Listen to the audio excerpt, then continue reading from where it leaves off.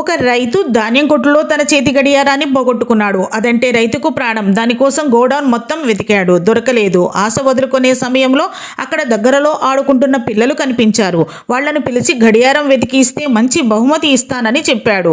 పిల్లలు ధాన్యం కొట్టు మొత్తం వెతికారు, కానీ వాళ్లకు కూడా దొరకలేదు. నిరాశగా కూర్చుని ఉన్న రైతు దగ్గరికి ఒక పిల్లవాడు వచ్చి గడియారాన్ని వెతికి పెడతానన్నాడు.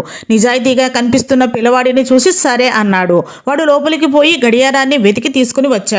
రైతు ఆశ్చర్యంగా చూసి, ఇంతమంది వెతికినా దొరకనిది నీకెట్లా దొరికింది అని అడిగాడు. నేనేం చేయలేదు. నిశ్శబ్దంగా ఉన్న ఈ కొట్టులో ప్రశాంతంగా పడుకొని చెవులు రిక్కించి విన్నాను. చిన్నగా టిక్ టిక్ మని శబ్దం వినబడ్డ వైపుకు పోతే అక్కడ కనబడింది, అంతే అన్నాడు. ప్రశాంతంగా ఉన్న మనసు అలసిన మనసు కన్నా చురుగ్గా పనిచేస్తుంది. కొన్ని నిమిషాలు ప్రతిరోజు ప్రశాంతంగా ఉండే ప్రయత్నం చేయండి. ఆ ప్రశాంతత మీరు కోరుకున్న విధంగా మిమ్మల్ని మలుచుకోవడానికి ఉపయోగపడుతుంది.